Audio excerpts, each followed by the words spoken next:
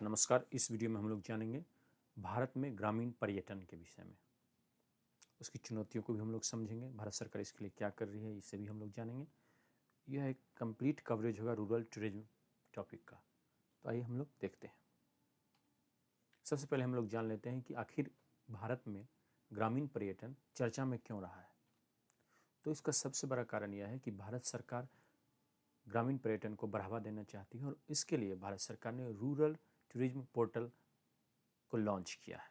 ग्रामीण पर्यटन पोर्टल को लॉन्च किया है। इसके साथ साथ भारत सरकार संपूर्ण भारत के सर्वोत्तम पर्यटन गांव के लिए एक प्रतियोगिता को भी आयोजित कर रही है, जिसके अंतर्गत भारत के पर्यटन के हिसाब से सर्वश्रेष्ठ गांव का चयन किया जाएगा। इसके अलावा केंद्र सरकार ने अपनी नोडल एजेंसी के माध्यम से, रूरल टूरिज्म की जो नोडल एजेंसी है उसके माध्यम से, साथ ही साथ राज्य सरकारों के साथ सहयोग करते हुए 134 से अधिक गांवों का चयन किया है ग्रामीण पर्यटन केंद्र के रूप में। इसके अलावा 2021 में, मई 2021 में भारत सरकार ने national strategy for promotion of rural home stage को लॉन्च किया। यह एक ऐसी रणनीति है जिसका उद्देश्य है कि ग्रामीण जगहों में ठहरने की जो व्यवस्था हो उसको बढ़ावा दिया जाए। इसके अलावा दिसंबर 2021 में भारत सरकार ने national strategy and road map for development of rural tourism in India को लॉन्च किया। इसमें भारत में ग्रामीण पर्यटन को बढ़ावा देने के लिए एक रणनीति बनाई गई है और एक रोड मैप भी तैयार किया गया है। इस वीडियो में हम लोग इसके बारे में बहुत ही विस्तार से कवर करेंगे। आइए देखते हैं। इसके अलावा हम लोग जानते हैं कि भारत सरकार ने 2015 में स्वदेश दर्शन स्कीम को लॉन्च किया था और इसके अंतर्गत 76 से अधिक प्रोजेक्ट को मान्यता दी गई। स्वदेश दर्शन स्कीम की समस्याओं को देखते हुए इस स्कीम की विस्तृत समीक्षा की गई और उसके बाद इस स्कीम को बेहतर किया गया और वोकल फॉर लोकल के मंत्र के साथ स्वदेश दर्शन 2.0 योजना की शुरुआत की गई, जिसका उद्देश्य है कि भारत को पर्यटन के एक लक्ष्य के रूप में इसकी जो संभावना है उसका पूरा दोहन करना, जिससे कि आत्मनिर्भर भारत का लक्ष्य प्राप्त किया जा सके। इसके अलावा हम लोग जानते हैं कि भारत सरकार प्रसाद स्कीम भी चला रही है। इस योजना के तहत pilgrimage reservation and spiritual augmentation drive, इसे पूरा नाम दिया गया है। इसका उद्देश्य यही है कि जो धार्मिक रूप से तीर्थ यात्रा के जो क्षेत्र हैं उनके प्रति लोगों में आकर्षण बढ़ाना, वहाँ पर सुविधाओं को तैयार करना और धार्मिक पर्यटन को बढ़ावा देना। अब हम लोग जान लेते हैं कि रूरल टूरिज्म, ग्रामीण पर्यटन क्या है। देखिए, अभी पूरे विश्व में अब कोविड-19 का खतरा समाप्त हो चुका है और पर्यटन के क्षेत्र में एक्सपेरिमेंटल टूरिज्म की बहुत ही अधिक मांग है। एक्सपेरिमेंटल टूरिज्म का अर्थ ये होता है कि जो पर्यटक हैं वो जिस भी जगह जाना चाहते हैं वहाँ के जीवन को वो अनुभव करना चाहते हैं, एक्सपीरियंस करना चाहते हैं। तो अनुभव पर आधारित जो पर्यटन है उसको बढ़ावा दिया जा रहा है। इस एक्सपेरिमेंटल टूरिज्म में लोग नई संस्कृति, वहाँ के खान पान, वहाँ की परंपराओं इत्यादि और जो वहाँ पे जो भी सामान मिलते हैं, लोग मिलते हैं, उनके साथ उनके बारे में, उन चीज़ों का अनुभव करना चाहते हैं, उन्हें जानना चाहते हैं। इससे उन्हें एक यूनिक अनुभव प्राप्त होता है, एक अद्भुत अनुभव प्राप्त होता है। ग्रामीण पर्यटन इस दृष्टि से भी अधिक लोगों को आकर्षित करता है कि गांवों की जीवन शैली मंद और धीमी गति की होती है, जो लोगों को शहरों के भागम भाग वाले जीवन से एक शांति प्रदान करती है और गांव की यात्रा करने वाले पर्यटक अपने आप को फिर से जोश और शक्ति से भरा हुआ महसूस करने लगते हैं। इसके अलावा ग्रामीण क्षेत्रों में विशिष्ट प्रकार की कलाएं और हस्तशिल्प इत्यादि अपने वास्तविक स्वरूप में मिलती हैं। इससे लोगों को, जो पर्यटक होते हैं, उन्हें तो इन चीज़ों को अनुभव करने का अवसर मिलता ही है, साथ ही साथ स्थानीय कला और शिल्प भी पुनर्जीवन प्राप्त करता है, जिससे कि उन क्षेत्रों की जो पारंपरिक पेशे हैं, उन पेशों में लगे हुए लोग अपने रोजगार से वंचित होने से बच जाते हैं। ऐसे रोजगार समाप्त नहीं होते हैं, बने रह जाते हैं, क्योंकि उनके खरीदार मिल जाते हैं।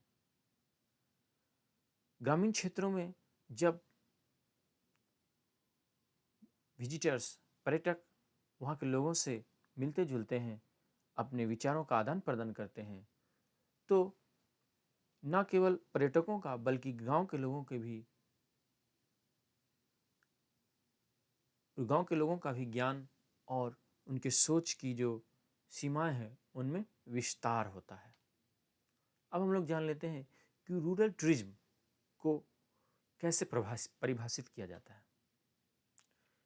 रूरल टूरिज्म एक प्रकार का पर्यटन का एक प्रकार है जिसमें ग्रामीण जीवन, कला, संस्कृति, विरासत इत्यादि को ग्रामीण स्थलों पे ही देखा जाता है, वहीं पर अनुभव किया जाता है, जीवन स्वरूप में अनुभव किया जाता है।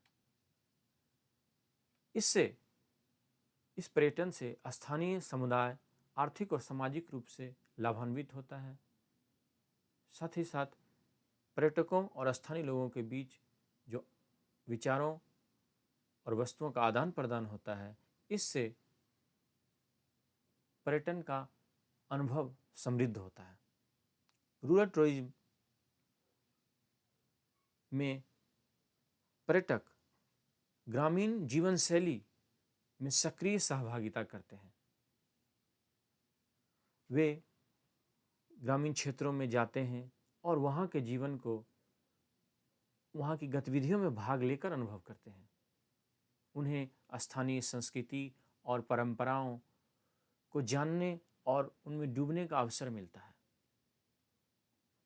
ग्रामीण पर्यटन के दौरान पर्यटक वहाँ रात भी बिताते हैं, जिससे वे गांव के जीवन की विशिष्टता को, अजूबेपन को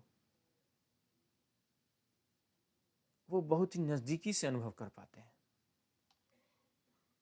रूरल टूरिज्म एक बहुआयामी पर्यटन है, क्योंकि इसमें कृषि पर्यटन, सांस्कृतिक पर्यटन, प्राकृतिक पर्यटन, साहस पर्यटन और पर्यावरण पर्यटन सब कुछ एक साथ समाहित होता है।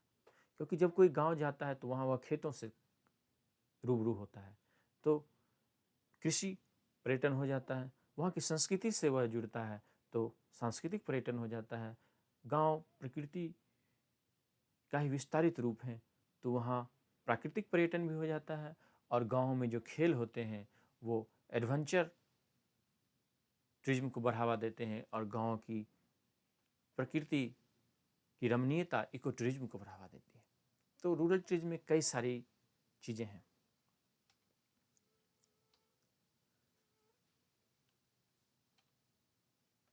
रूरल टूरिज्म को देखा जाए तो agriculture tourism, culture tourism, nature tourism और एडवेंचर टूरिज्म सब एक दूसरे से जुड़े हुए हैं।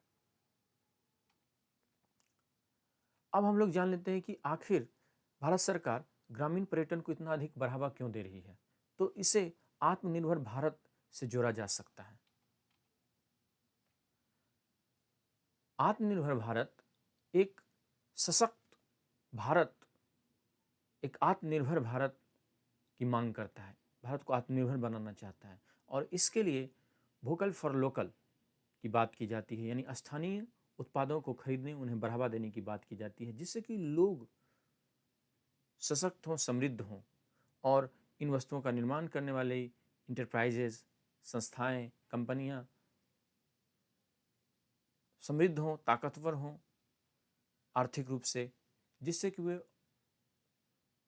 रोजगार के अवसरों को और अधिक बढ़ा सकें। इससे लोगों को रोजगार मिलेगा और भारत समृद्ध और शक्तिशाली बन पाएगा। अब आत्मनिर्भर भारत ग्रामीण पर्यटन से जुड़ता है। इसे अगर हम देखें तो ग्रामीण अर्थव्यवस्था की कई चुनौतियां हैं।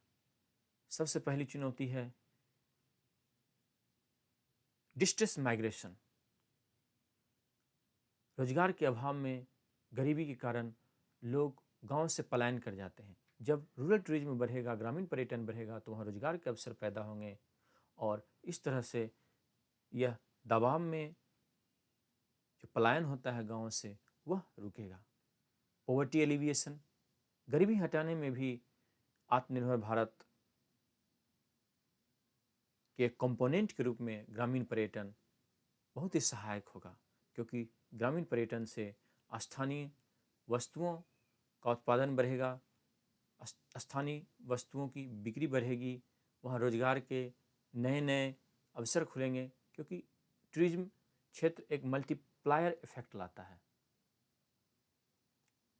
तो उससे गरीबी घटेगी और जब ग्रामीण अर्थव्यवस्था का विकास होगा, अभी हमने देखा इको टूरिज्म, नेचर टूरिज्म, तो इससे कहीं ना कहीं सस्टेनेबल डेवलपमेंट में भी सहायता मिलेगी। साथ ही साथ सस्टेनेबल डेवलपमेंट गोल्स जो हैं उनकी पूर्ति में भी हमें सहायता मिलेगी।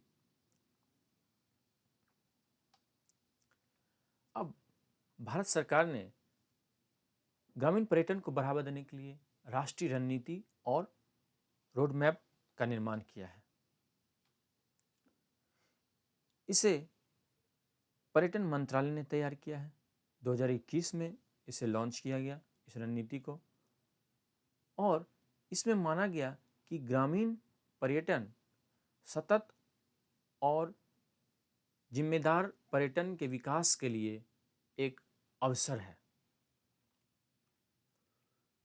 ग्रामीण पर्यटन को आत्मनिर्भर भारत के विजन को पूरा करने के लिए आवश्यक माना गया।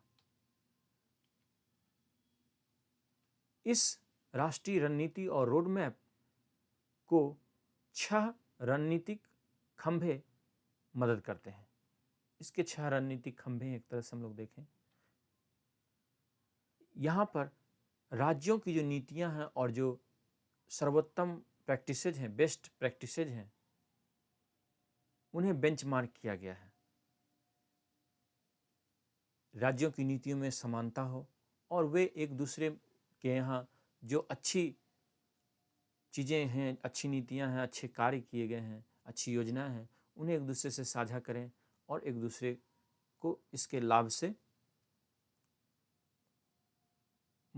को लेने में मदद करें। रूरल टूरिज्म के विकास के लिए डिजिटल टेक्नोलॉजी और प्लेटफॉर्म को बढ़ावा देने की बात की जा रही है। ग्रामीण पर्यटन के क्लस्टर्स का विकास किया जाएगा, जिसमें कि आसपास के एक टूरिस्ट डेस्टिनेशन के आसपास के कई सारे गांवों को ग्रामीण पर्यटन केंद्र के रूप में विकसित करने की बात है। ग्रामीण पर्यटन के विकास के लिए मार्केटिंग सपोर्ट बहुत ही ज़रूरी है, क्योंकि गांवों का बाजार से और बाजार में टिके रहने के लिए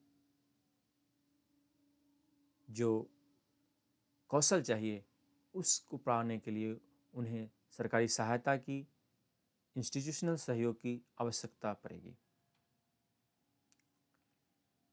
इसका अगला पिलर है, जितने भी सहभागी हैं उनकी क्षमता का निर्माण किया जाए, और इसके लिए शासकीय और संस्थागत फ्रेमवर्क की मदद से स्टेक होल्डर्स को ग्रामीण पर्यटन के विकास में अपना पूर्ण योगदान देने के लिए क्षमतावान बनाया जाने की बात है। अब हम लोग ग्रामीण क्षेत्र में जो पर्यटन को बढ़ावा दिया जा रहा है भारत में, उसके SWOT का विश्लेषण कर लेते हैं। Strength, weakness, opportunities and threats.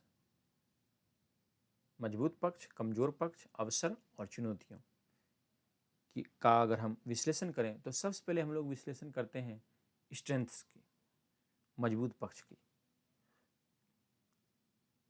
तो सबसे पहला जो मजबूत पक्ष हमारे सामने आता है वह यह है कि भारतीय गांव की संस्कृति, शिल्प, संगीत, नृत्य और विरासत ऐसी है जो हमें विश्व में और कहीं नहीं मिलती है। थोड़ी थोड़ी दूर पर गांव की संस्कृति में अंतर होता है और विशिष्टता इतनी अधिक है कि ये पर्यटकों को आसानी से बांधे रख सकते हैं अपने संस्कृति, कला, संगीत और विरासत के मोह पास में।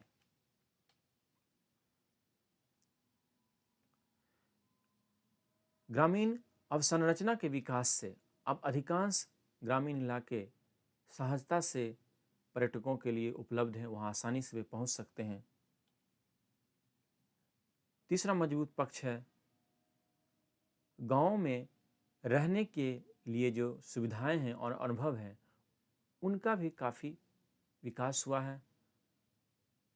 एग्रीकल्चर फार्म्स का काफ़ी अच्छा विकास हुआ है जिससे कि बाहर से आने वाले पर्यटक वर्ल्ड क्लास सुविधाओं के साथ गांव में समय बिता सकते हैं। भारतीय गांव की जलवायु दशा और जैव विविधता मोहक है और यहाँ पर पर्यटक समय बिताना चाहेंगे। मुख्य भूमि के ग्रामीण क्षेत्रों के अलावा भारत के तटीय, हिमालयी, मरुस्थलीय, जंगली और जनजातीय क्षेत्रों में भी ग्रामीण पर्यटन के लिए काफ़ी संभावना है क्योंकि इन क्षेत्रों की संस्कृति, कला, संगीत, नृत्य, विरासत ये सब विविधता से भरी हुई और मनोहारी है। इसके अलावा भारत के ग्रामीण क्षेत्रों में Ayurveda tourism, eco tourism, wildlife tourism, nature reserve tourism इत्यादि को बढ़ावा देने की भी क्षमता है। क्योंकि उदाहरण के लिए जैसे जो गांव किसी नेचर रिजर्व या वाइल्ड लाइफ रिजर्व के नज़दीक हैं वहाँ पर वाइल्ड लाइफ टूरिज्म को आसानी से बढ़ावा दिया जा सकता है। अब हम लोग देख लेते हैं भारत में ग्रामीण पर्यटन की कमजोर पक्षों को।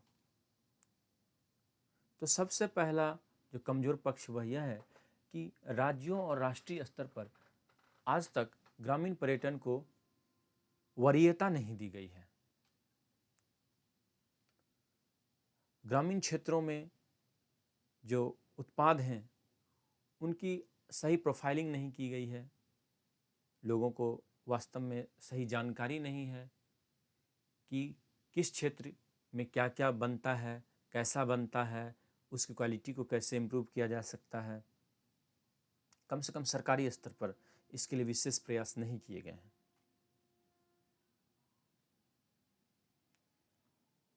ग्रामीण क्षेत्रों में इंफॉर्मेशन और कम्युनिकेशन टेक्नोलॉजी की दृष्टि से देखा जाए तो पर्यटन को समर्थन देने वाले अवसंरचना काफ़ी कमज़ोर है। आज भी भारत के कई क्षेत्रों में वाईफाई नेटवर्क का अभाव है, हाई स्पीड इंटरनेट सर्विस का अभाव है, जो कि बाहर के पर्यटकों के लिए एक सहज सुविधा होनी चाहिए और उसकी अनुपलब्धता उन्हें ग्रामीण क्षेत्रों से कहीं ना कहीं दूर रखती है। ग्रामीण क्षेत्रों में भी टूरिज्म अवेयरनेस और स्किल्स का अभाव है। वहाँ के लोगों में पर्यटन के विषय में जागरूकता या पर्यटन के लिए जो कौशल होना चाहिए पर्यटकों के साथ व्यवहार इत्यादि का, उसका अभाव है। सरकार के स्तर पर देखा जाए तो संसाधनों का सही ढंग से आवंटन नहीं किया गया है, समुदाय को शामिल नहीं किया जाता है रूरल टूरिज्म के विकास में आज तक, और इसका समग्र नियोजन भी नहीं किया गया। प्लानिंग में भी समग्रता का अभाव है, सबों को शामिल करने का अभाव है।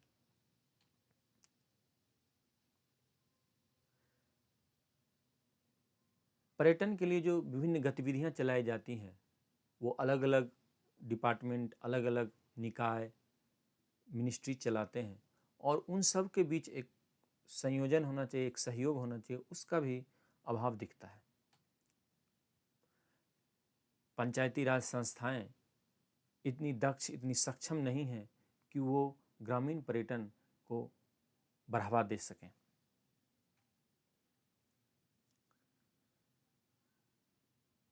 ग्रामीण पर्यटन के लिए ग्रामीण क्षेत्रों में जो सर्विस डिलीवरी की क्वालिटी होनी चाहिए वो बहुत ही पुअर है, और इससे संबंधित जो योजनाएं हैं, जो कार्य हैं, उनको भी सही ढंग से लागू नहीं किया गया है।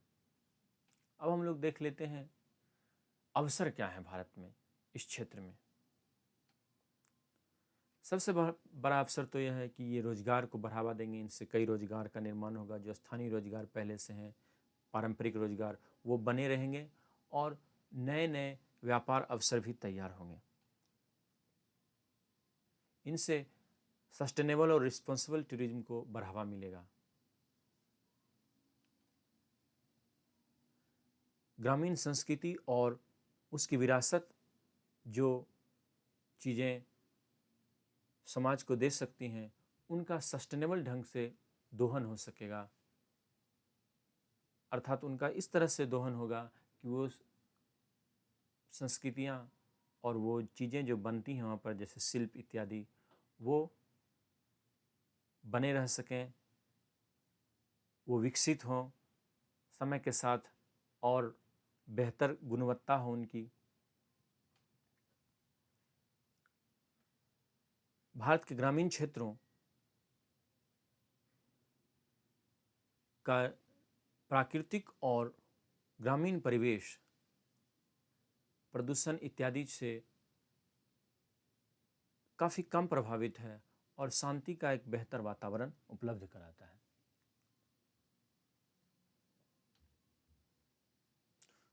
भारतीय गांवों की एक अपनी स्थानीय ज्ञान व्यवस्था है, खास करके जैसे घरेलू नुस्खों के बारे में हम लोग देखें, खेल इत्यादि के बारे में देखें, तो उनको भी संरक्षित किया जा सकता है। ये कई सारे अवसर हैं यहाँ पर। इससे एग्री टूरिज्म को बढ़ावा मिलेगा, इको टूरिज्म को बढ़ावा मिलेगा, एडवेंचर टूरिज्म को बढ़ावा मिलेगा, लीजर टूरिज्म, अवकाश के समय पर्यटन को बढ़ावा मिलेगा। छुट्टियों के समय लोग पर्यटन करने जाते हैं, उसे लीजर टूरिज्म कहते हैं। मैरीन टूरिज्म, तटीय क्षेत्रों में जो क्षेत्र, गांव हैं, वहाँ पर सामुद्रिक पर्यटन को बढ़ावा मिलेगा। वॉलंटियर टूरिज्म, स्वयंसेवक जो पर्यटन करते हैं उसे स्वयंसेवक टूरिज्म कहते हैं, उसको भी बढ़ावा मिलेगा। और रूरल टूरिज्म सर्किट्स के भी विकास की काफ़ी संभावना है। अब हम लोग देख लेते हैं कि चुनौतियां क्या हैं। तो सबसे पहले चुनौती यह है कि विश्वसनीय डाटा और सांख्यिकी का अभाव है।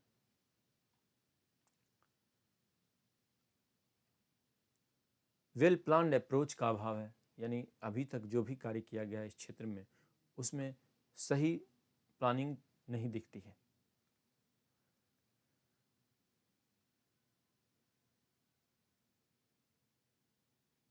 सबसे बड़ा खतरा एक और जो नज़र आता है कि जब इतनी मात्रा में लोग गाँव में जाने लगेंगे, तो कहीं ना कहीं, खास करके जो हिमालयी क्षेत्र हैं, समुद्र के किनारे के क्षेत्र हैं, नॉर्थ ईस्ट के क्षेत्र हैं, जो अभी तक प्राकृतिक रूप से प्रिस्टाइन बने हुए हैं, शुद्ध और सम्यक स्थिति में हैं, उनके पर्यावरण को नुकसान हो सकता है। सामाजिक और सांस्कृतिक प्रभाव ऐसे पड़ सकते हैं उन क्षेत्रों पर, जिससे कि वहाँ की संस्कृति डिग्रेड हो सकती है, संस्कृति को नुकसान पहुँच सकता है।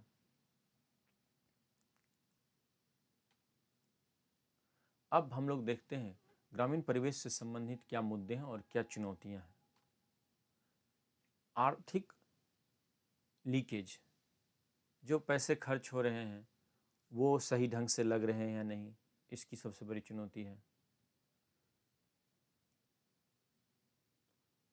दूसरा, जब पर्यटक एक क्षेत्र में जाने लगते हैं तो जो स्थानीय रूप से जो उपलब्ध चीज़ें हैं उनकी कीमतें बढ़ जाएंगी, तो जो गरीब लोग हैं ग्रामीण क्षेत्रों में, जो गरीब तबके के लोग हैं, उनके लिए यह एक चुनौती हो सकती है।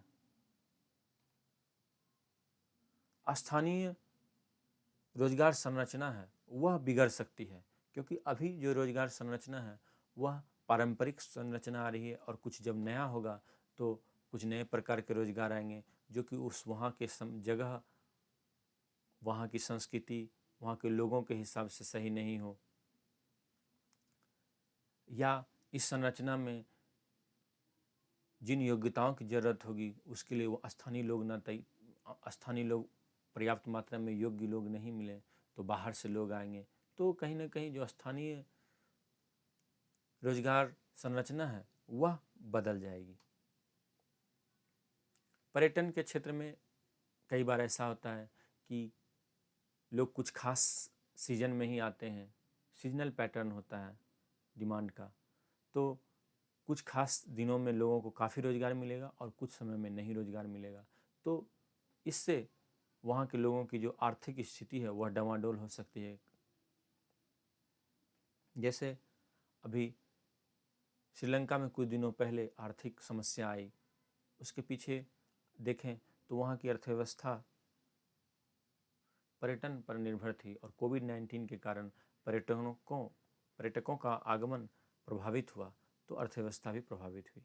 छोटे स्तर पर देखें, ग्राम के स्तर पर देखें तो पर्यटक पर अगर कोई गांव पूरी तरह निर्भर है तो पर्यटकों के आगमन में कमी होने से वहाँ की अर्थव्यवस्था प्रभावित होने की संभावना बनी रहती है।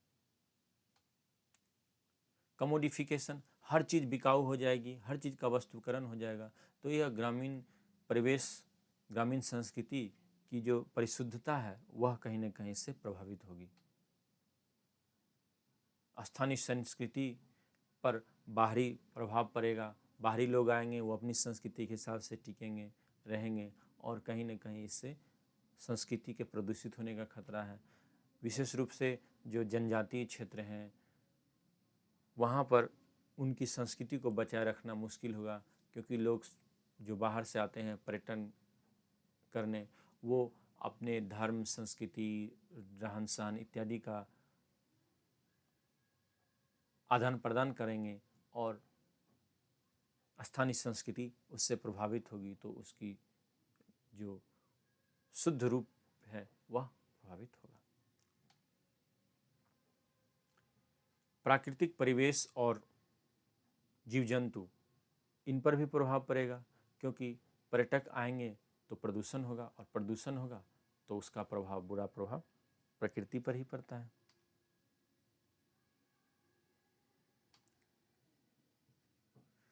बहुत लोग आएंगे तो जैसे हिमालयी क्षेत्रों को अगर देखा जाए तो वहाँ भीड़ भाड़ बढ़ने से आवाजाही इत्यादि की समस्या हो जाएंगी, लोगों के लिए, स्थानीय लोगों के लिए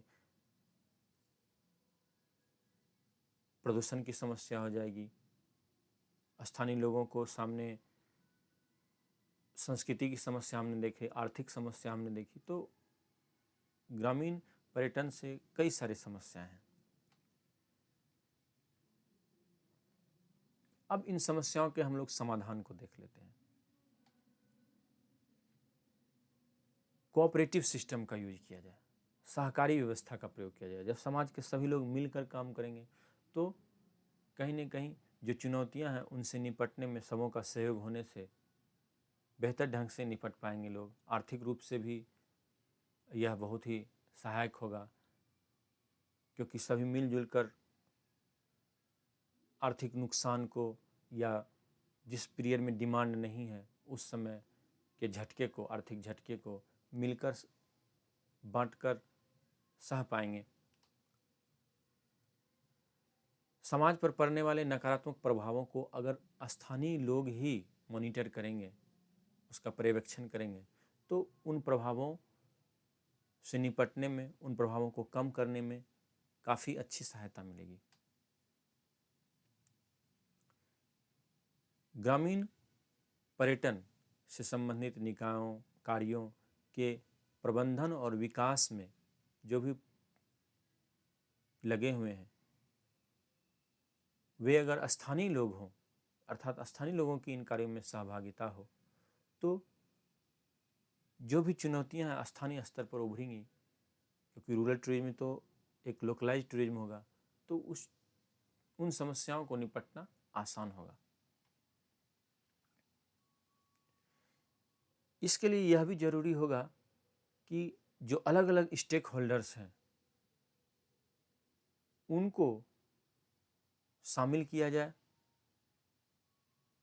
रूरल टूरिज्म से बनने वाली योजनाओं के निर्माण में, संस्थागत सपोर्ट में।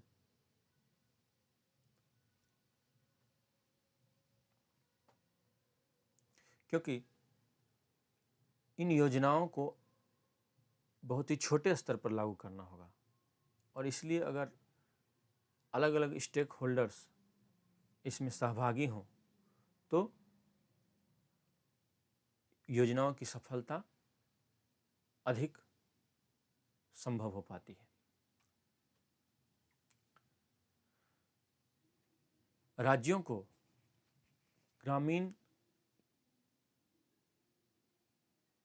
क्षेत्रों के ऐसे क्लस्टर ऑफ विलेज को चुनना है, यानी गांवों के कई गांवों को चुनना है एक साथ, जहां की पर्यटन के विकास की काफ़ी संभावना है। और इसके लिए कई सारे थीम्स का चयन किया गया है जिनके आसपास ग्रामीण पर्यटन को बढ़ावा दिया जा सकता है। ये थीम्स हैं स्थानीय कला, स्थानीय शिल्प और भोजन, स्थानीय संगीत, नृत्य, कठपुतली शो, थिएटर, नाटक, कृषि से संबंधित पर्यटन, organic farming, farm stay, Ayurvedic उत्पाद, चाय बागान। चौथा है योगा और ध्यान केंद्र, झील, वेटलैंड, पर्यावरण क्षेत्र जो गांव या उसके आसपास हों, ग्रामीण खेल जैसे साउथ के कई सारे क्षेत्र हैं वहाँ पर ग्रामीण खेल, महाराष्ट्र, कर्नाटक में कई सारे ग्रामीण खेल होते हैं, सांस्कृतिक आयोजन, राष्ट्रीय पार्क, वाइल्ड लाइफ सेंचुरीज, वन्यजीव अभ्यारण्य, इन सब के थीम्स के आधार पर ही इन गांवों का चयन करना है। यूनिक ट्राइबल कल्चर वाले गांव, पहले से जो टूरिज्म सर्किट है उससे कितनी नज़दीकी है, वैसे गांव, उसके नज़दीक वाले गांव हैं, उनका विकास किया जा सकता है। अब हम लोग देख लेते हैं कि रूरल टूरिज्म क्लस्टर के विकास की क्या योजना है। इस योजना का अर्थ है कि जो क्षेत्र हैं, जो डेस्टिनेशन है टूरिज्म के लिए, जो टूरिस्ट के लिए जो लक्ष्य क्षेत्र हैं, उनके प्रबंधन की ही योजना बनाना। इसके 7 कंपोनेंट हैं। पहला है फिजिकल इंफ्रास्ट्रक्चर, जैसे सड़क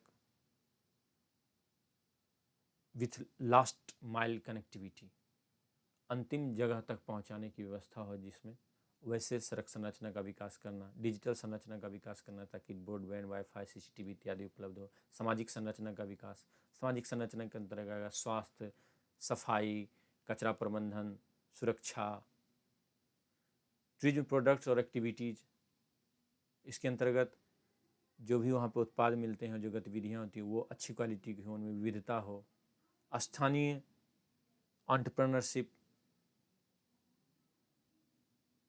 जो संभावित एंटरप्रेन्योर हैं उनको चुनना, उनको चिन्हित करना, उनकी ट्रेनिंग करना, उनकी क्षमता का निर्माण करना, उन्हें पूंजी से मदद देना, और एक आपस में एक दूसरे की सहायता करने वाले एंटरप्रेन्योर्स की एक इकोसिस्टम का विकास करना। अगला कंपोनेंट है इसका marketing and promotion. Business plan बनाना, मार्केट प्लान बनाना और इसके लिए प्राइवेट सेक्टर की भी सहायता लेना। क्षमता निर्माण करना, कैपेसिटी बिल्डिंग। तो रूरल टूरिज्म क्लस्टर के विकास के लिए जो ग्रामीण क्षेत्रों में क्या क्या किन किन बिंदुओं पर कार्य करना चाहिए और उसके लिए क्या किया जाना चाहिए, ये इसमें बताया गया है। ये योजना के कई सारे हिस्से हैं। अब हम लोग जान लेते हैं कि ग्रामीण पर्यटन और रूरल होम स्टेज के लिए केंद्रीय नोडल एजेंसी कौन सी है। तो Indian institute of tourism and travel management इसकी नोडल एजेंसी है। यह मिनिस्ट्री ऑफ टूरिज्म के अंतर्गत एक ऑटोनोमस बॉडी है। इसका कार्य है कि रूरल टूरिज्म से संबंधित जो भी योजनाएं हैं, जो भी स्कीम्स हैं, उनका कोऑर्डिनेशन करना, उन्हें लागू करना, ताकि भारत में ग्रामीण पर्यटन को बढ़ावा मिले और इसका विकास हो। इसके कई सारे कैंपस हैं। भुवनेश्वर, ग्वालियर, नेल्लोर, नोएडा में कैंपस हैं। National institute of water sports भी इसी के अंतर्गत आता है। गोवा में है यह। इसके कैंप भी हैं बोधगया और शिलोंग में। अब हम लोग देख लेते हैं कि रूरल टूरिज्म को बढ़ावा देने के लिए 14 वाइब्रेंट विलेजेस का चयन किया गया। उनके बारे में थोड़ा थोड़ा हम जान लेते हैं। चुशुल, कारजोक दोनों लद्दाख में है। माना, नीति, मलारी और गुंजी उत्तराखंड में है। लाचेन, लाचुंग, न्याथांग सिक्किम में है। जेमिथांग, चैंगताजो, ताकसिंग, टूतिंग, किबुथु ये अरुणाचल प्रदेश में है। तो सर्वाधिक अरुणाचल प्रदेश में है 5। अब चुशुल लाइन ऑफ कंट्रोल के नज़दीक है। चाइना और भारत के बीच जो लाइन ऑफ कंट्रोल है वहाँ पर है। और पेंगोंग झील इसके काफ़ी नज़दीक है। रेजांगला की जो लड़ाई हुई थी नवंबर 18, 1962 को, वह इस क्षेत्र से काफ़ी नज़दीक है। कारजोक, कारजोक लेह जिले में है लद्दाख के। यह लेक त्सो मोरिरी के किनारे है। यह विश्व के सबसे ऊंचे कस्बों में से एक है और भारत के भी सबसे ऊंचे बसावट में से एक है। माना विलेज उत्तराखंड में है। यह भी भारत तिब्बत बॉर्डर पर स्थित गांव है, चमोली क्षेत्र में है। इसे उत्तराखंड सरकार ने एक पर्यटन गांव के रूप में चिन्हित किया है और यहाँ भूटिया समुदाय के लोग रहते हैं। महाभारत में भी माना की चर्चा की गई है और स्वर्गारोहण के समय पांडव यहाँ से गुजरे थे। नीति उत्तराखंड में है। यह दक्षिणी तिब्बत बॉर्डर पर स्थित है, चमोली जिले में। यहाँ पर बर्फ से ढके हुए पर्वतों के दर्शन होते हैं और यहाँ रहने वाले लोग माइग्रेट करते हैं घाटी की ओर गर्मियों के समय में, अप्रैल से अक्टूबर के बीच। और सबसे जो रोचक बात है वह है कि यहाँ 47 लोगों की ही आबादी है। मलारी गांव, मलारी गांव धौली गंगा वैली, धौली गंगा घाटी में है, उसके किनारे पर है। यह नंदा देवी बायोस्फीयर रिजर्व जो कि एक वर्ल्ड हेरिटेज साइट है तिब्बत बॉर्डर पर, उसमें है। और यहाँ भी भारतीय मंगोल जनजाति भोटिया रहती है। जाड़े के समय में इस गांव तक पहुंचना मुश्किल होता है। गुंजी गांव, यह पिथौरागढ़ जिले में है उत्तराखंड के और भारत तिब्बत और नेपाल सीमा के नज़दीक है। यहाँ के लोग भी सीजनल माइग्रेंट्स हैं और कैलाश मानसरोवर जाने में गुंजी से यात्रियों को गुजरना पड़ता है। यहाँ पहुँचने के लिए आपको धारचूला में स्थित एसडीएम के कार्यालय से इनर लाइन परमिट लेना पड़ेगा। यहाँ के लोगों की आबादी मात्र 335 है। लाचेन सिक्किम में स्थित है और यहाँ पर हिमालय के जीव और जंतु फैले हुए हैं। यह बहुत ही खूबसूरत गांव है। यह गुरु दोंगमार और त्सोमल्हामू झीलों से थोड़ी ही दूर पर स्थित है और कंचनजंगा नेशनल पार्क जाने के लिए यह बेस स्टेशन के रूप में काम करता है। लाचुंग, यह लाचेन और लाचुंग नदियों के मिलने के स्थान पर है। ये नदियाँ तिस्ता की सहायक नदियाँ हैं और यह गांव 9600 फीट की समुद्र तल से ऊंचाई पर स्थित है। यहाँ पर भारतीय सेना का फॉरवर्ड बेस है। रोडेडोंड्रॉन वैली जाने के लिए लाचुंग गांव से गुजरना होता है। नाथांग सिक्किम में स्थित है और इसे पूर्वी भारत का लद्दाख भी कहा जाता है क्योंकि यहाँ की दृश्य बहुत ही मनोहारी हैं। बर्फ से ढके हुए पहाड़ देखने को मिलते हैं चारों तरफ से। इसे सिक्किम सरकार ने एक स्की रिसॉर्ट के रूप में विकसित किया है। जेमिंगथांग, यह अरुणाचल प्रदेश में स्थित है और जेमिंगथांग का अर्थ होता है नदी के द्वारा बहाई गई जमीन। यह न्यामजांग चू रिवर के किनारे है और भूटान और तिब्बत बॉर्डर के निकट है। चायांग ताजो, यह भी अरुणाचल प्रदेश में स्थित है और यहाँ से हिमालय की बर्फ से भरी हुई चोटियाँ देखने को मिलती हैं। यह अरुणाचल के सबसे पुराने कस्बों में से एक है और कामेंग नदी इसी के पास से हिमालय से निकलती है। अधिकांश समय, साल के अधिकांश समय यहाँ बर्फ से ढके रहते हैं ऊंची ऊंची चोटियाँ और कई सारी ऊंची चोटियाँ यहाँ मिलती हैं जहाँ पर कि झील है। यह भारत तिब्बत सीमा के नज़दीक है। ताकसिंग, यह भी अरुणाचल प्रदेश में स्थित है और यह सुबनसिरी नदी के दक्षिणी किनारे पर स्थित है।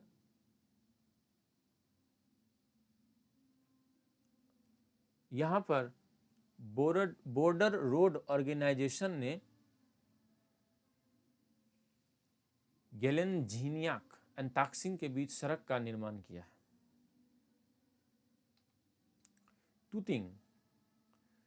तुतिंग यिंगकियांग के उत्तर में है और सियांग नदी के तट पर स्थित है।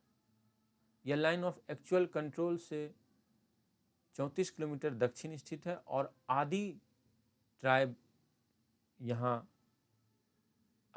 के लोग रहते हैं। यहाँ पर एक हैंगिंग ब्रिज है जिसे लादुंग ब्रिज भी कहते हैं। किबिथु अरुणाचल प्रदेश में स्थित है। यह भारत तिब्बत बॉर्डर पर स्थित है और यह लोहित नदी के काफी नजदीक है।